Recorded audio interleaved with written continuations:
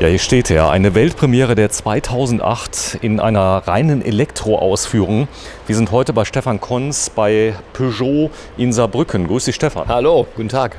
Ja, seit 20 Jahren bist du bei Peugeot. Dass mal ein, 2008 als vollelektrischer kommt, das war abzusehen. Jetzt steht er hier. Ja, es war abzusehen, ja. Jetzt ist er wirklich da und ist ein tolles Auto geworden. Ja, der 2008 auch ganz neu von der Form her. Das war kein, Facelift, ein ganz neues Auto. Ist ein ganz neues Auto geworden. Auch technologisch hatten wir vorher ja keinen vollelektrischen Wagen. Jetzt ist es vollelektrisch, auch vollelektrisch. Wir bieten also alles an. Verbrenner, Diesel, Benziner, Verbrenner und eben halt jetzt Elektro. Ja, es hat ein bisschen gedauert, aber ihr kommt gerade richtig so mit Volkswagen, mit, den anderen Autos. Der Markt explodiert gerade Elektro, oder? Die Nachfragesituation ist sehr hoch. Das ist auch begründet in der BAFA-Förderung, die aktuell gezahlt wird, die ja bis Ende nächsten Jahres laufen soll. Und das Auto ist zum richtigen Zeitpunkt gekommen und ist technologisch wirklich State of the Art.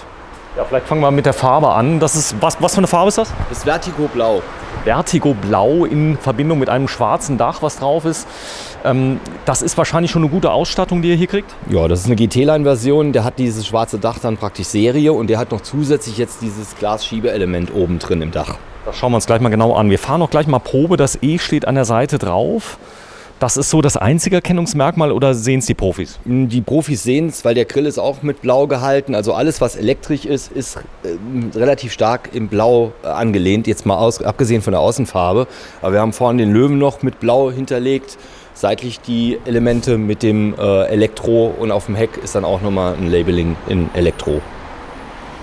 Sehr schön. Am Kennzeichen erkennt man es natürlich jetzt mittlerweile auch sehr schön. Wenn man das will. Kennzeichen. Genau, das heißt also, sag mal, das mit den 0,25%, erfüllt er die entsprechenden Bedingungen für 0,25? Ja, erfüllt er. Also die Peugeots erfüllen das Maximum, was möglich ist. Das ist beim Hybriden so, es ist auch beim Elektro so. Das heißt, die Reichweiten sind ausreichend und die Schadstoffausstöße, falls man das so nennen kann, im Elektrobereich, sind auch so, dass es passt. So, die CO2-Effizienztabelle hast du drin liegen? Die ist drin. Schauen wir uns gleich mal an, denn da steht wahrscheinlich 0. Das ist das Ganze da und hier vorne, ja, das ist das Kennzeichen, ist das E. Das haben wir eben schon mal gezeigt. Die Felgen, sind das ganz normale oder sind das spezielle Elektrofelgen? Das sind jetzt normale Felgen, sage ich mal. Die kriege ich auch bei anderen Modellen, also die sind aber halt von der Bereifung her laufoptimiert. Ja, das Ganze ist im ganz neuen Design. Man sieht also Hartkanten, die hier mit drin sind. Das ist, gar nicht so einfach, die da reinzukriegen im Fahrzeugbau. Das war lange eine ganz große Herausforderung. Das heißt also praktisch solche Elemente 3D zu formen mit mehreren harten Kanten, die an der Seite da sind. Wirklich, also es ist ganz toll gelungen, das Auto. Das sieht man auch von der Formensprache. Je nachdem, wie der Lichteinfall ist, changiert das auch durch die Blechformung. Also das ist wirklich toll. Ist auch ganz stark different zum Vorgängermodell. Also er ist größer, er hat mehr Innenraumbreite, er ist halt vom Sitzkomfort besser. Und wie gesagt, jetzt hier halt in der Elektroversion. Ja, das letzte Mal habe ich den 2008 tatsächlich mit dem 3008 verwechselt von der Größe her. Er ist stark gewachsen, ist immer aber noch klein. Viele Menschen tendieren zu kleinen Autos. Wie ist die Länge? Der liegt jetzt bei 4,25 knapp und ist halt ein Stückchen größer geworden als der Vorgänger. So, wir können es gleich mal reinsetzen. Du hast den Vorteil, du bist relativ groß. So kann man sehr schön hinten und vorne testen. Das ist das Heck und da muss ich schon genau hingucken. Also dort ist der Löwe praktisch blau hinterlegt. Das sieht man hier so ein bisschen. Da muss man auch schon genau hingucken. Warte mal kurz. Und ja, das E. Dieses E. Aber auch das könnte ich abmachen. Auch das könnte man abmachen. Wenn ich dann noch auf das E-Kennzeichen vom Kennzeichen her verzichte, dann ist es eigentlich nicht zu erkennen. So, das heißt, ich brauche mich aber nicht zu schämen. Ja, Reichweite. Was hat er für eine Reichweite? Also ich liege jetzt hier bei dem Auto bei knapp über 300 Kilometer. Praxisbezogen komme ich da auch hin. Also hatte ich jetzt mehrere längere Probefahrten, auch von Kundenseite. Die sind jetzt bei den Witterungsverhältnissen 25 Grad plus und noch wärmer. Sind die 180 Kilometer gefahren. Das Auto hat danach noch eine Restreichweite gehabt von 110 Kilometer. Also der liegt bei 300 im Praxisbetrieb mit Klima. Das ist im Winter weniger, man spricht von rund einem Drittel weniger. Genau. Da muss man halt dann schauen, wie dann halt dementsprechend die Verbraucher eingeschaltet sind. Dann wird es ein bisschen weniger werden. Falls es jetzt irgendwie auffällt, dass das Auto andauernd auf und zu geht, das ist ein Keyless-System ist das. Und je näher ich ans Auto rankomme, geht er zu oder verschließt sich eben wieder. Deshalb ist es momentan ein bisschen Ja, ist das schön. Also vielleicht für alle Fans, die es noch nicht wissen, Peugeot hat ein besonderes Merkmal. Das sind Krallen, die man hier sieht. Die sind stilisiert. Man sieht es am besten vorne und natürlich auch hinten. Mach noch mal kurz auf, bitte, Stefan. So, da sieht man es. Das sind die stilisierten Krallen. Das gleiche ist auch noch mal vorne. Denn das ist ja schließlich die Marke des Löwen. Da sind die Krallen nochmal mit drin. Ich hatte dann jahrelang eure Marke gefilmt und weiß erst seit 2 Jahren, dass es die Krallen sind. Aber wenn man genau hinguckt, man sieht's. Ist es nachvollziehbar, ja. Also das ist wirklich schön. Auch jetzt diese Signatur von den Scheinwerfern, das ist aber ein bisschen abhängig von der Ausstattungslinie. Das sieht natürlich so in der Dämmerung super aus. Also wenn der diese 3 Krallen hat und unten diesen hochstehenden LED-Scheinwerfer, das ist schon schick.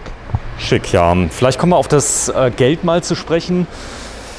0,25% als Dienstwagen. Das ist ein Riesenargument. Wie ist denn die Nachfrage im Moment als Firmenwagen? Also momentan ist die sehr hoch.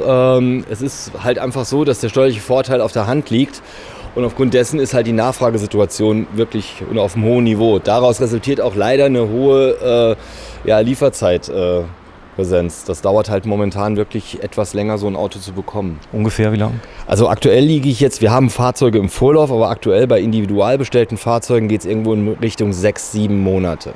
Gut, das ist aber für ein Elektroauto immer noch okay. So, gucken wir mal hinten in den Kofferraum rein, denn die Batterien liegen wahrscheinlich unter dem Auto, oder? Genau. Die liegen unter dem Fahrzeug. Also man hat hier auch noch einen vollwertigen Kofferraum. Selbst hier noch mal eine Stufe drin, die man dann praktisch nochmal variabel beladen kann. Hier ist das Ladekabel. Das ist jetzt hier das ganz normale mit Schokostecker, also um zu Hause an der Steckdose, Haushaltssteckdose zu laden oder an der Green-Up-Steckdose. Schnellladen geht auch. Schnellladen geht auch. Also hat hier dieses System seitlich. Das heißt, ich habe jetzt hier einmal den normalen Standardstecker und zusätzlich die Schnellladefunktion, indem ich dann hier unten diese Verblendung abmache und kann dann halt mit 100 oder 50 kW beladen.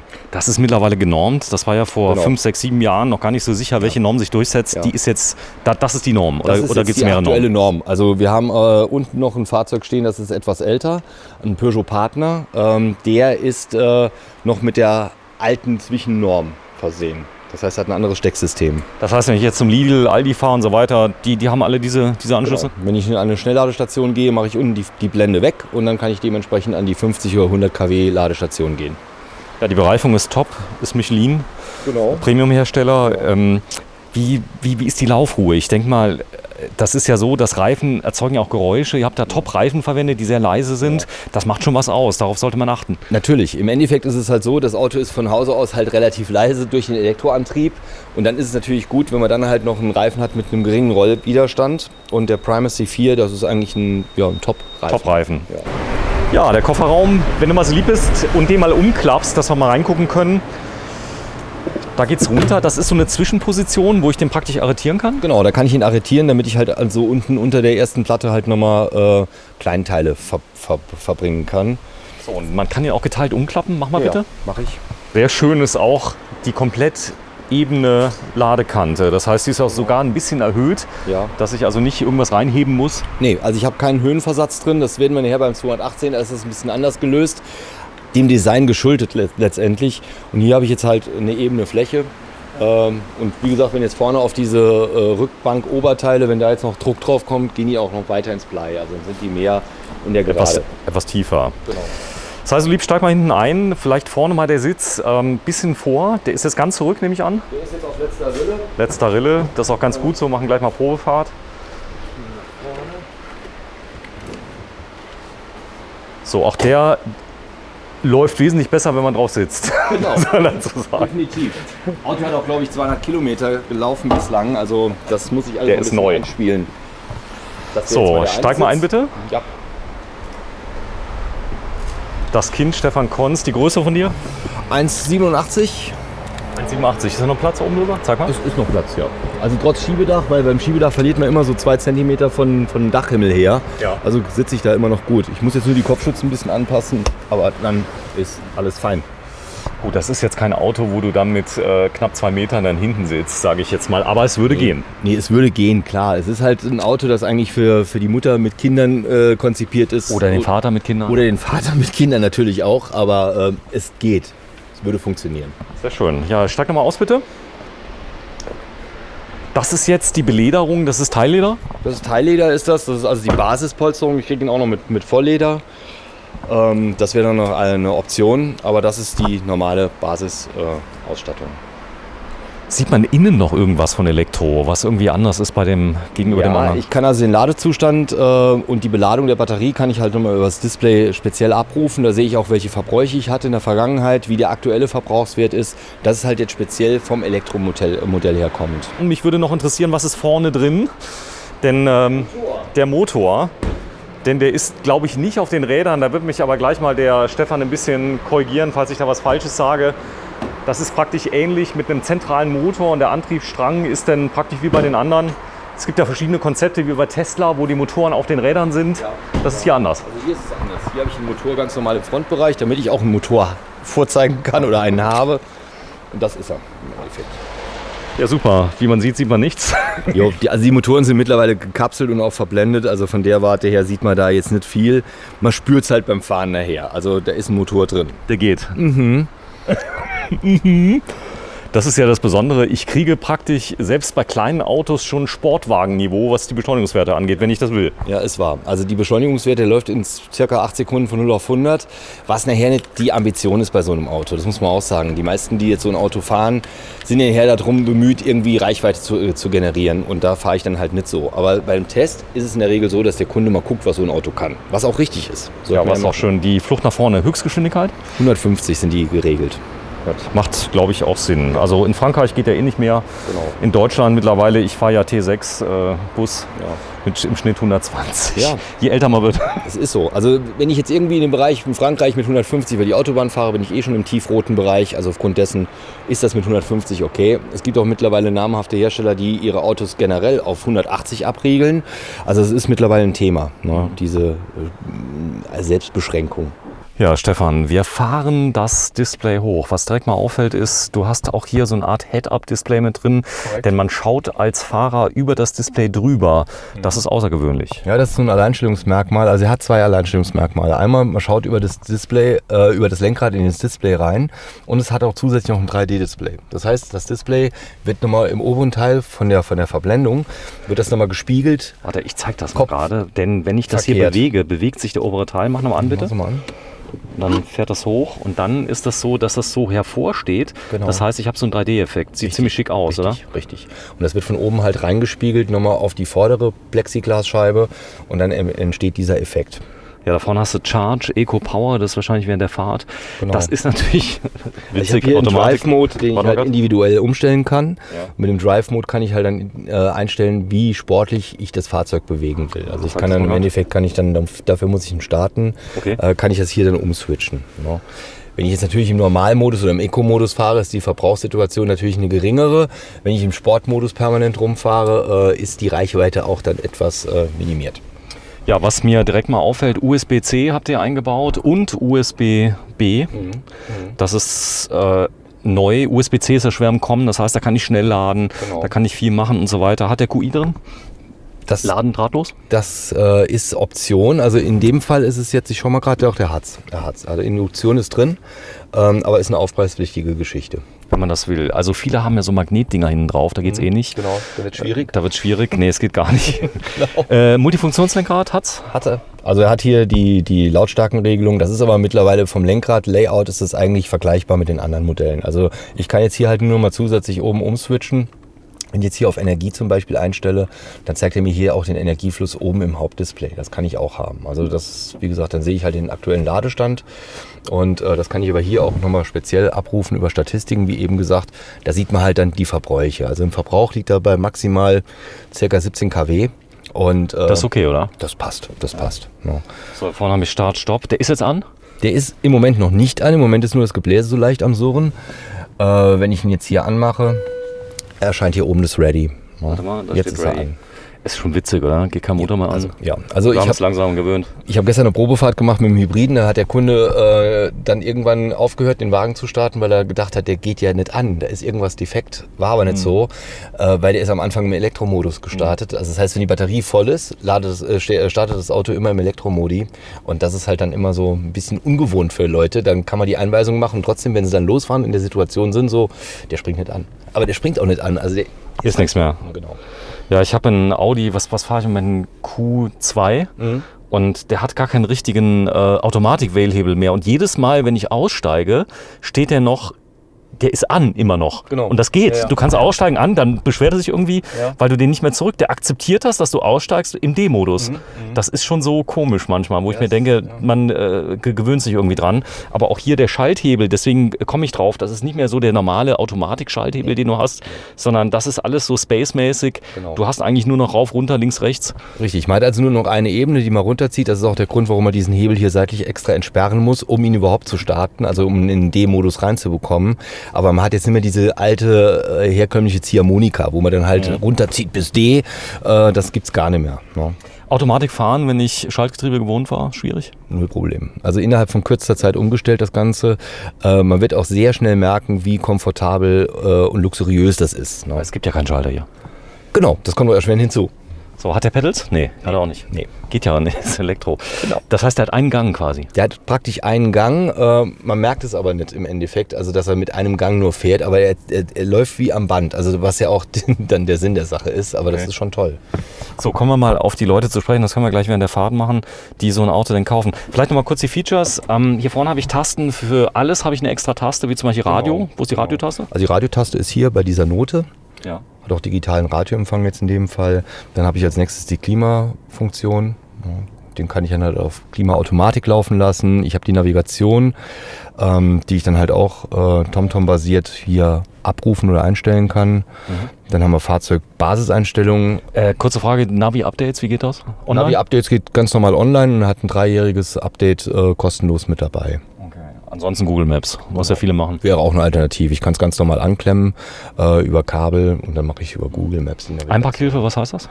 Einparkhilfe kann ich deaktivieren, was jetzt nicht so zielführend wäre. Ne? Also man kann jetzt ganz normal den Piepser ausmachen, hätte dann halt noch die Kamera zur Verfügung, weil er jetzt hier mit Rückfahrkamera versehen ist. Rückfahrkamera, gibt es nur mit oder? Nee, gibt's auch mit ohne, ist halt eine Option. Spätestens beim nächsten Stein hat sich's gerechnet. Definitiv. Also es ist immer günstiger, eine Kamera zu haben oder eine Einparkhilfe, als eine neue Stoßstange zu bekommen. Also definitiv. Genau, vielleicht zeigen wir mal ganz kurz, fahr mal ein Stück vor. Das heißt, du hast jetzt einen Gang eingelegt, er fährt. Ich hätte jetzt einen Gang drin, er löst auch die Bremse automatisch und fährt jetzt los und man hört nichts. Und jetzt sieht man, wenn du jetzt nochmal zurückfährst, jetzt was ganz Cooles, dann baut er so eine Art 3D-Bild auf und ich sehe neben mein Auto. Ja, genau. Und das ist geil. Das heißt, du siehst von oben drauf alle Hindernisse, die irgendwie kommen. Genau. Du fährst nicht einfach mal gegen so einen Stein wieder auf dem Campingplatz oder so. Nee, ist unwahrscheinlich. Also Es sei denn, du guckst nicht hin. Genau, dann sollte man aber auch kein Auto mehr fahren, davon abgesehen. Du bist es, wie alt bist du? Ich bin jetzt 52. Wir sind ja ungefähr ein Alter, das heißt, wir werden ja auch nicht jünger. Wie ist denn das mit dem Einblenden? Das heißt, du hast jetzt hier praktisch so einen Überstand, der das Ganze abdunkelt, wie so im Autokino so ein bisschen tagsüber. Ist das gut abzulesen?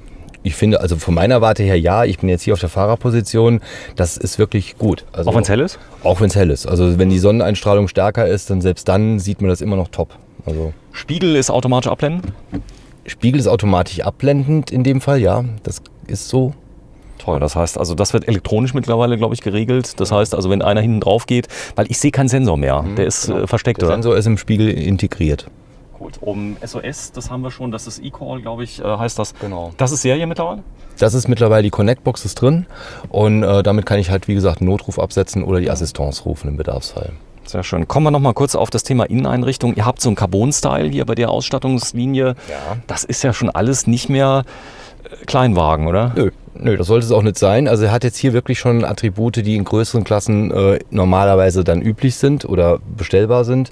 Die hat er jetzt hier drin, teilweise auch Serie. Also er ist von der Ausstattung her wirklich schön. Ein echter Peugeot. Ein echter Peugeot und viele sind auch vielleicht gar nicht mit der Erwartung gekommen, dass er so doll ist. Also das ist halt immer so ein Thema, weil jetzt momentan ja auch viele Fremdfabrikatskunden kommen, die wirklich die ganze Flotte oder die ganze Palette durchfahren von Herstellern, die dann halt gucken, welches Auto passt am allerbesten. Und viele kommen jetzt momentan wirklich zu dem Peugeot und sagen, Mensch, toll. So, hier steht DB auf dem Schalthebel. Was heißt denn das B? Das B ist also nochmal, um stärker in die Batterie rein zu rekuperieren. Ja, Also, ich kann bremsen. dann, genau, er bremst dann stärker und nimmt dann praktisch mehr Energie wieder in den Akku zurück.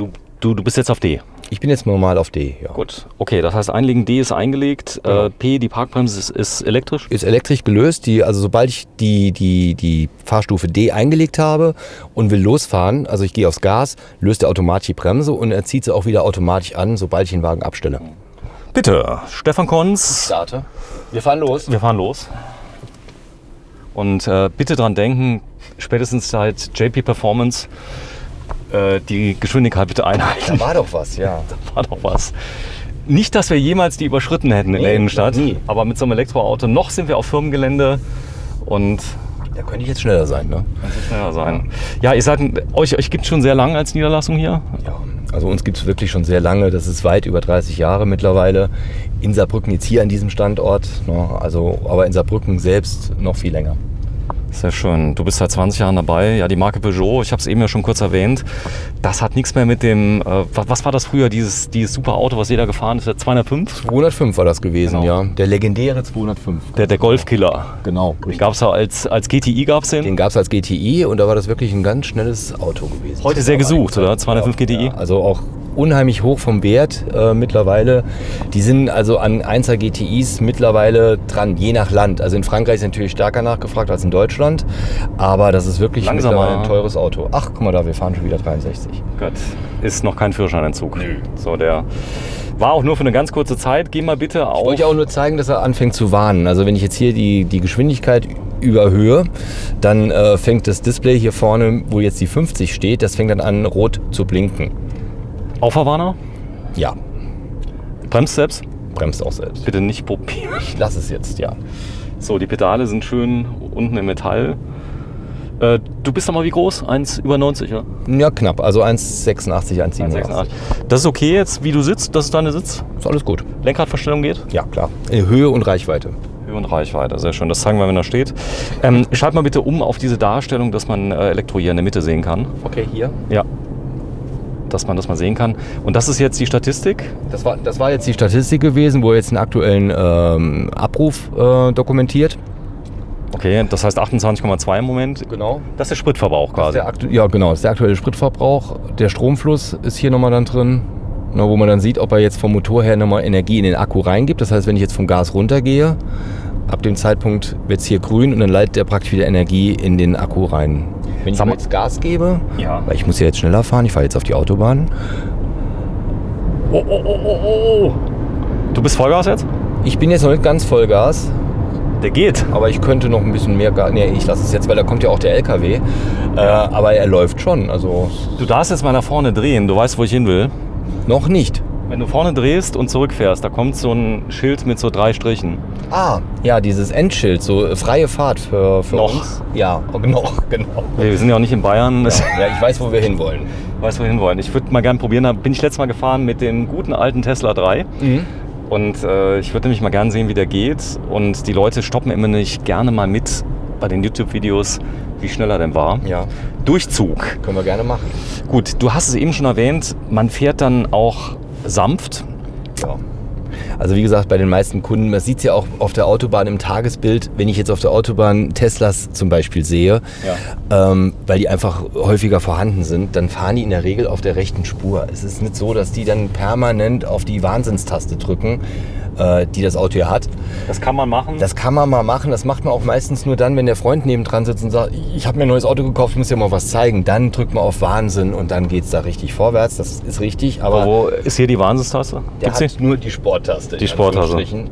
Der ist auch anders aufgesetzt in der Richtung. Das Auto hat halt keine 600 PS oder Sondern wie viel? 500 kW, 136 PS hat der, also der hat 100 kW. Ja, gut, Was für diese Fahrzeugklasse eigentlich so State of the Art ist, aber bei dem ist es halt so von der Kombination mit dem Getriebe, ist es laut Kundenaussage dann doch wieder so ein Alleinstellungsmerkmal, weil das halt gut von der Kombination passt. Ich glaube, der LKW vor uns will auch in den unbegrenzten Geschwindigkeitsbereich. Ja. Der fährt den gleichen Weg wie hier. Fällt jetzt gleich Warp 3, genau. Überhaupt dran. genau.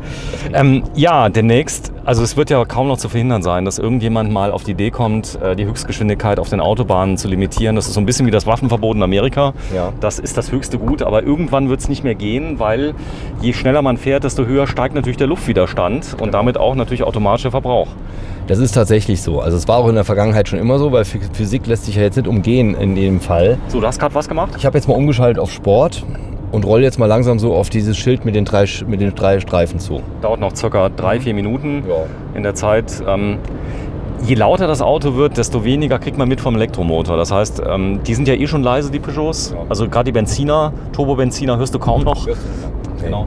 3-Zylinder Turbobenziner, das ist ja, das ist jetzt mittlerweile eingebaut bei euch, oder? Das ist schon seit langem eingebaut und ist eigentlich mittlerweile, ich sage jetzt mal so, der Brot- und Buttermotor. Ne? Also es gibt jetzt mittlerweile den Trend, dass man wegen dem Schadstoffausstoß halt einfach weggeht von dieser großen, in Anführungsstrichen großen Motorisierung, sprich 2 Liter.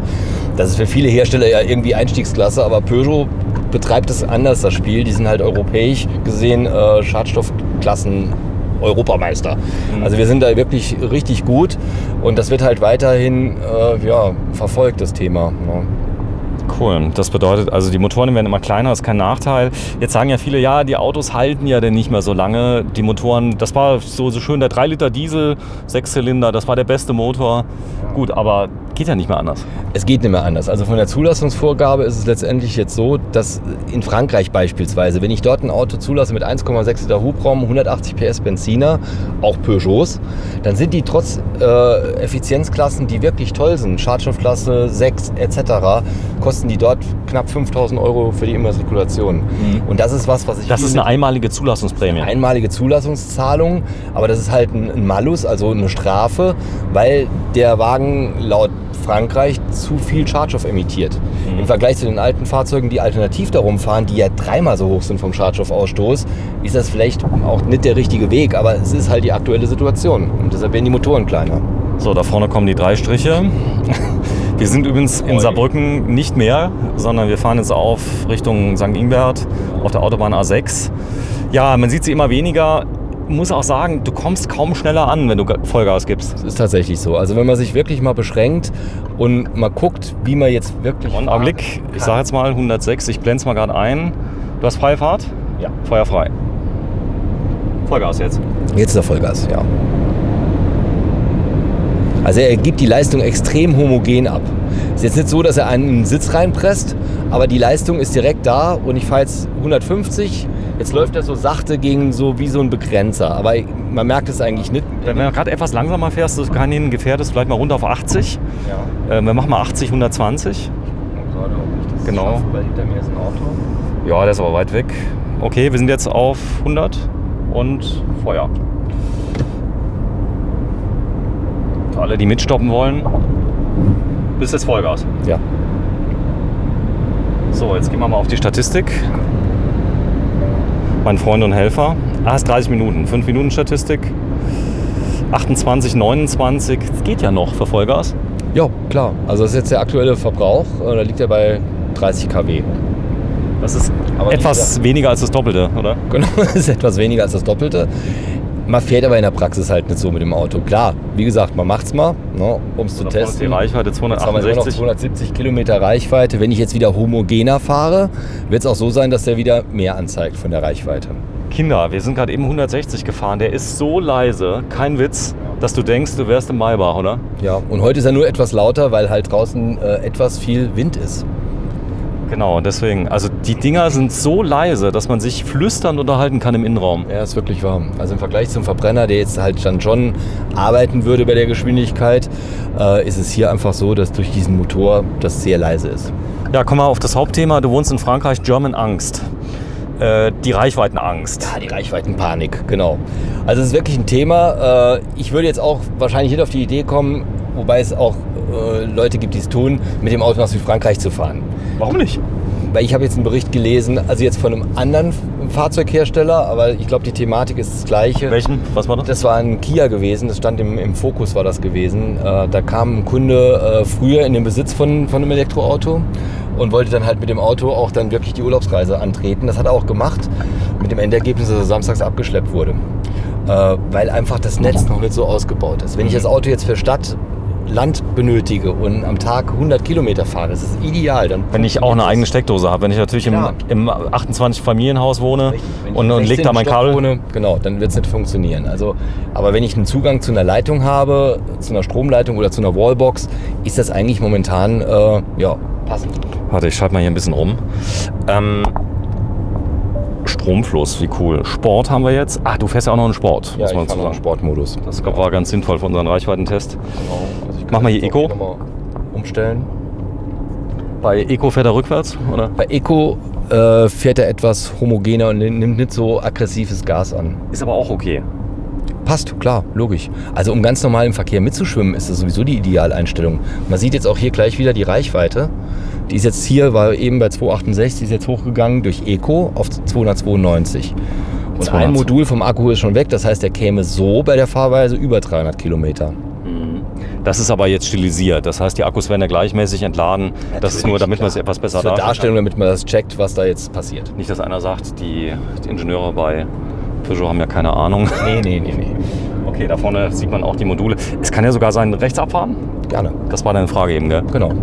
Super. Fahren wir mal zurück. Jo, fährt sich wie jedes andere Auto. Ein richtiges Auto, ja, nur elektrisch. Ja, das war ja bei vielen Leuten, die gesagt haben, mit dem Elektroauto, da muss ich mit so einem Joghurtbecher rumfahren, der ganz anders aussieht. Deswegen habe ich eben so gewitzelt, wenn die Schilder abmachst, dann sieht man es gar nicht. Ja, ist richtig. Also das Thema ist auch wirklich am Anfang die Elektrofahrzeuge, die kamen, das war ja bei Peugeot auch nicht anders. Die waren so ein bisschen, hübsch. Also da war jetzt nicht so, dass du gesagt hast, oh, der sieht ja super aus. Ne? Also, kann man uns darauf einigen, dass es Leute gab, die sehr hübsch fanden? Darauf kann man sich einigen. Ja, machen wir einfach mal so unkommentiert. Kann man sich darauf einigen, ja. Aber dir hat es nicht so gefallen? Nee, das kann ich jetzt auch nicht behaupten. Gut, aber oft ist ja so, dass man solche Studien ja einfach mal auf den Markt bringt, um zu testen, wie ist denn die Reaktion im Markt. Aber es geht immer mehr darauf hin, dass die Autos sich angleichen. Das heißt, die Benziner sehen ein bisschen mehr aus wie Elektroautos, Elektroautos ein bisschen mehr wie Benziner. Das war, also man hat jetzt vielleicht auch erkannt, dass wenn das Auto hübsch ist, könnte man es vielleicht auch verkaufen. Das hilft vielleicht, ne, so im Tagesgeschäft. Also, der ist jetzt wie lange bei euch, der Wagen? Der Wagen, der ist jetzt, also als Elektro haben wir den jetzt seit 14 Tagen. Ja. Das Auto ist aber schon ein bisschen länger auf dem Markt. Aber noch nicht so sehr lange, dass er immer noch super frisch ist eigentlich. Ne? So, jetzt haben wir ja die Zeit von Corona, das heißt, Videodreh ist ganz hilfreich. Sind die Kunden noch zurückhaltend im Moment, Showroom und so? Im Showroom kommen die ganz normal rein mit Maske und das funktioniert alles super gut. Und wie gesagt, Zurückhaltung ist eigentlich nicht da. Es ist eher so, dass momentan ein Hype da ist, aufgrund der Förderung, die es halt momentan gibt. Die ist wie hoch? Bei dem Auto jetzt 6.000 Euro staatlich und die 3.000 Euro von uns. Also wir haben 9. 9, genau. Wir haben also 9 an... Plus 16% noch, statt 19. Ja, plus die 16%, aber das setzt halt voraus, dass das Auto dieses Jahr noch in die Auslieferung kommt. Die Lieferung ist wichtig. Das ist halt ein Thema. Also die Faktur wird ja erst geschrieben zum Zeitpunkt der Auslieferung. Das kann ich nicht vorher haben? Also jein. Also wenn ich ein Auto noch im Zulauf habe, das dieses Jahr noch geliefert werden kann, kann ich es natürlich haben. Klar, wir bunkern die Autos ja nicht, aber... Das Lieferdatum zählt für die Fakturation. Ganz genau. Ich kann also die Faktur erst dann schreiben, wenn das Auto in die Auslieferung kommt, beziehungsweise wenn er da ist bei uns, und das ist momentan ein Problem. Die 9.000 Euro, ist das jetzt so, dass, ich meine, Leute sagen dann, naja, da kriege ich weniger Rabatt. Aber wie ist das in der Praxis? Die 9.000 Euro ist in Kombination mit dem Herstellerrabatt. Das heißt, da ist ein Herstellerrabatt hinterlegt, der ins Maximum ausgelegt wird. Und dann habe ich, wie gesagt, diese 6.000 Euro BAFA noch integriert und dann komme ich auf diese 9.500 Euro rund. Endpreis? Ist ein bisschen abhängig von der Ausstattung, aber ich liege bei so einem Auto irgendwie bei Endpreis 24, 25, wenn die Prämie abgezogen ist. Nochmal, halt 24, 25, ja. Da steht das am Hof, inklusive Steuer. Da ist aber inklusive Steuer, und da ist die Prämie dann aber in Abzug gebracht. Die BAFA-Nummer, die muss ich selbst beantragen, ihr helft dabei? Es ist abhängig davon, wie der Kunde das Auto kauft. Die meisten gehen ja mittlerweile hin, was auch eine Empfehlung ist von mir, dass das Auto ins Leasing gestellt wird. Weil wenn ich Leasing mache, habe ich einen garantierten Rückkaufswert beim Kilometer-Leasing. Das machen wir ja hier in Saarbrücken. Das heißt, der Kunde kann so ein Auto ohne Not 4 Jahre fahren, hat seine BAFA-Prämierung und dann übernehmen wir auch diese BAFA-Beantragung. Und in 4 Jahren ist die Technik wahrscheinlich viel weiter. Das geht ja im Moment 7 Meilenschritte pro Jahr. Genau, das ist die Argumentation auch von mir, weil in 4 Jahren so ein Auto dann zu besitzen oder in 5 oder mal finanziert und finanziert länger, habe ich im Endeffekt alte Technologie. Aber ich habe die Entscheidung, ich kann es übernehmen, wenn ich will. Ich habe alles offen. Klar, ich kann das Vorkaufsrecht einräumen im Kaufvertrag. Die Peugeot Bank gibt zwar nicht dieses Vorkaufsrecht, weil das von der Vertragsgestaltung her nicht geht, aber wir machen das schon. Also das heißt, der Kunde kann dann entscheiden, ich kaufe es oder ich kaufe es nicht. Cool. So, wir fahren jetzt gleich mal zurück. Der 208, den wir gleich mal filmen als Elektro, ganz anderes Auto, kann man schon sagen, oder? Ja, er ist vom Layout her anders. Also er ist kleiner, ist kompakter, ist vom Technischen her aber genauso. Es ist also kein Unterschied. So, ich habe mal gerade auf AC Max gedrückt. Ja. Wenn du nochmal ausmachst, bitte. Der macht ganz schnell kühl. Das ist eine Wärmepumpe? Ja, das ist eine Wärmepumpe. Ich kann das Auto auch vortemperieren. Also das heißt, wenn ich jetzt abends ins Auto einsteige und wir haben draußen jetzt die ganze Zeit, 35 Grad gehabt, dann kann ich das hier vortemperieren, das Auto. Per App oder wie? Das geht über Steuerung vom Display her. Das heißt, ich kann das für die ganze Woche vorprogrammieren. und muss nur eine Dreiviertelstunde vorher einprogrammiert haben, damit er die Chance hat, überhaupt dann dementsprechend abzukühlen oder vorzuwärmen. Also ich kann es auch vorwärmen. So, Kennzeichenerkennung 120 ist mit drin. Das hat er auch gleich angezeigt. So, finde ich sehr praktisch. Wenn ich jetzt drüber gehe, fängt es an rot zu blinken, was jetzt gerade geschieht. Ah ja, es blinkt rot. Ja, genau. Sehr schön. Cool. Der Peugeot 2008 Elektro. Gibt es verschiedene Batteriegrößen?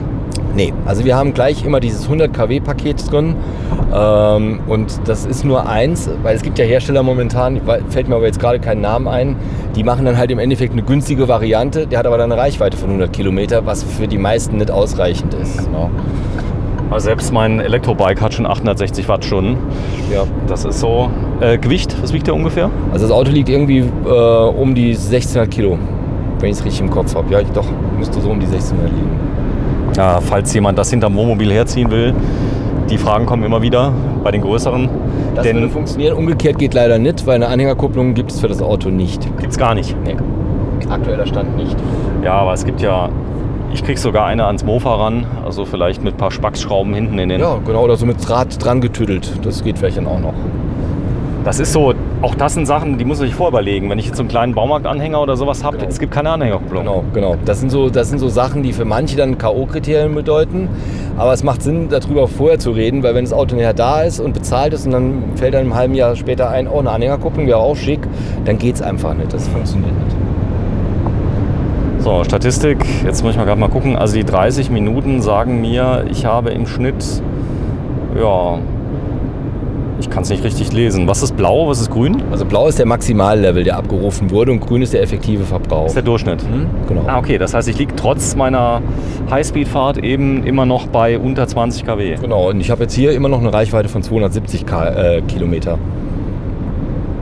Ja, Obwohl wir ja eben jetzt wirklich merklich Leistung abgerufen haben. Also gut, dann fahren wir gleich mal raus, fahren jetzt dann zu euch rein. Das heißt Wartezeit. Habt ihr Lagerfahrzeuge? wir haben Lagerfahrzeuge, zum Beispiel diesen, aber da gibt es halt Haltefristen. Sobald das Auto zugelassen ist als Vorführwagen, haben wir ein halbes Jahr Haltefrist. Das kommt von der BAFA-Seite her. Aber wir haben auch einige Fahrzeuge vorbestellt. Ja, das heißt, selbst ihr dürft auch das Geld abrufen bei der BAFA, für euch selber. Genau, wenn wir die Haltefrist einhalten, geht das. Wenn wir das Auto vorab verkaufen würden, ist die BAFA-Prämie futsch. Und das ist bei so einem Auto mit 6.000 Euro ist das natürlich ein Thema. Das sollte man halt nicht verspielen dann im Endeffekt. Sag mal eine Frage, ist die BAFA-Prämie brutto oder netto? Oder ist das eine reine Zahlung? Die BAFA-Prämie ist eigentlich steuerneutral, ist eine reine Zahlung. Reine Zahlung. Ja. Und die 3.500 Euro, die es von uns gibt, also es gibt noch 3.000 Euro Herstellerrabatt. Der wird aber mit Mehrwertsteuer versehen und dann kommt man dann halt bei 3.500 rund raus. 0,25% Versteuerung. Da ist aber nicht der Preis abzüglich der BAFA, sondern es ist der Bruttolistenpreis. Der liegt wie hoch? Also das ist wie gesagt abhängig von der Ausstattung. Das Auto liegt irgendwo im Bereich von 34.000, 35.000 Euro. Okay, also das heißt, das Ganze durch 4. Übrigens in Frankreich gilt der Anschaffungspreis, habe ich jetzt rausbekommen. Ja. Und für die Versteuerung. Aber die haben noch keinen 0,25, oder? Nee, ich denke auch nicht. Also da bin ich jetzt im Frankreich-Thema, bin ich nicht zu 100% drin. Das ist ja schon ich auch nicht, weil die Frage habe ich mir immer gestellt, wenn ich in Frankreich wohne, habe ich 0,25 oder habe ich meinen Anschaffungspreis? Genau. Weil wir hier an der Grenze sind, aber das betrifft, glaube ich, nicht die meisten Deutschen, die wir da haben. Ja, auch jedes Land macht ja da seine speziellen Förderprogramme im Endeffekt. Die Franzosen fördern ja auch keine Autos in Deutschland jetzt im Elektro- und hybriden Bereich und umgekehrt genauso wenig. Ich kann jetzt keine BAFA-Prämie bekommen für ein Auto, das in Frankreich zugelassen wird, erstmalig. Das haut nicht hin. Du fährst was für ein Auto im Moment privat? Also ich fahre momentan einen 508 Hybriden. Der ist schön, oder? Der ist nice, ja, das ist echt nett. Also der hat 225 PS und hat dann halt diese Reichweitengeschichte komplett ausgeklammert, weil er im Endeffekt halt einen Verbrenner mit drin hat. Der verbraucht relativ wenig. Durch den Hybrid, ist es ein Plug-in-Hybrid? Das ist ein Plug-in, ja. Okay, das heißt, der hätte 0,5? Der hätte 0,5, genau. Genau, das heißt, der hat Reichweite über 50 Kilometer dann. Genau. Ist das so, dass du das nutzt schon mal, also die rein elektrische, oder ist das so eine Sache, wo du gar nicht drüber nachdenkst? Definitiv. Ich wohne ja hier von der Peugeot 11 Kilometer weg. Das heißt, ich fahre morgens hin und abends zurück. Also und lade während des Tages hier, weil wenn das Auto mal gebraucht wird für eine Probefahrt, soll der Akku ja auch voll sein. Genau, damit der Kunde das mal probieren kann mit der rein elektrischen Reichweite. Ist aber so, wenn ich viel Energie abrufe, dann schaltet er zeitgleich beide Motoren ein? Genau. Also es gibt einen Sportmodus, also das Auto, der Hybrid, der 508 hat also 4 Modi. Und wenn ich in dem Sportmodus oder 4WD fahre, gibt er halt die volle Leistung ab. So, mal gucken. Man kann hier ein bisschen was einstellen. Ich mache das mal. Ich fummel gerade ein bisschen rum. Ja, klar. Da hat man so eine Autotaste. Dann kommt hier automatisches Umschalten, Fernlicht. Große Diskussion war ja Tesla, mehrere Untermenüs. Nicht zulässig, muss ich tippen und so. Ihr habt ja unglaublich viele Tasten für einzelne Funktionen. Ja. Gut. Also das ist im Endeffekt sind das Direktwahltasten, wo ich dann halt das Menü, das ich aufrufen möchte, direkt abrufen kann. Oder ob das jetzt Radio, Navi oder halt dementsprechend Telefonfunktion ist. Das kann man hier halt dann dementsprechend anwählen und dann hat man nur noch ein Untermenü in der Regel, das man dann nochmal anklickt, wenn man es möchte. Fahrhilfen, hier sind die Fahrzeugeinstellungen, da kann man sagen Beleuchtung, Parken, Komfort und Sicherheit. Was kann ich denn da machen? Aktiv Safety Brake, Anzeigen, empfohlene Geschwindigkeit, Fahraus, toter Winkelassistent, alles kann ich alles an- und ausschalten. Das bleibt auch so, abgeschaltet. Genau, Start-Stopp-Automatik gibt es ja nicht mehr. Cool. Ja, die ist jetzt raus. Die hat mich am meisten genervt. Gut, ist aber auch notwendig zur Erbringung der CO2-Wert Ja, bzw. der Abgaswerte. Habe mich ja dran gewöhnt, aber der VW-Bus, das ist schon nervig, weil der war gar nicht dafür gebaut. Und da merkst du richtig, der macht so jedes Mal. Ja. Also das System, das Peugeot in der Vergangenheit hatte mit dem Stopp-Start-System, das war wirklich gut. Also es ist auch wirklich reibungslos gelaufen in der Regel. Und das, wie gesagt, hat halt was gebracht jetzt vom Verbrauch her. Ja, ein schönes Gruppenbild, Stefan Konz und der 2008 Elektrik. Und gleich im Anschluss werden wir ein tolles Auto zeigen, etwas kleiner. Er steht hinter dir, dreh dich mal um bitte. Der neue Peugeot 208 Genau. Move to Electric, gibt es ein eigenes Video zu. Auch das werden wir auf Herz und Nieren jetzt mal testen. Ja, und wenn ich dieses tolle Auto kaufen möchte, das heißt genau diesen oder einen Bruder von dem, kann ich dich anrufen? Bist du Schauspieler oder Entertainer für Peugeot oder arbeitest du wirklich im Autohandel? Ich bin tatsächlich Neuwagenverkäufer und Vorführwagenverkäufer hier in Saarbrücken. Okay. Und man kann mich dann auch gerne telefonisch kontaktieren oder meine Kollegen. Rufnummer? 0681 7615 127. 7615 127 mit der Vorwahl 0681. Du hast noch mehrere Kollegen, die heißen wie? Ich habe den Volker Mohr, habe ich noch, den Martin Barth, den Thomas Krumbach, die Sandra Kutschufo ist noch da, also und der Michael Fuhrmann, den haben wir auch. Jetzt haben wir alle mal genannt, stellvertretend. Genau. Ihr könnt auch auf die Webseite gehen, da stehen alle Durchwahlen, auch deine E-Mail-Adresse, die ist wie? Stefan mit ph.konz@mpsa.com. Nochmal Stefan mit ph.konz wie die Stadt bei Trier, konz mpsa, also Martha Paula Siegfried Anton.com. Also, wenn Sie nicht gleich durchkommen telefonisch, das kann passieren, schicken Sie am besten eine E-Mail. Ich habe gehört, der antwortet sogar drauf. Es ist so. Und vielen Dank, Stefan Konz aus Saarbrücken, der neue 2008 Elektrik. Wir drehen heute am 26. August 2020.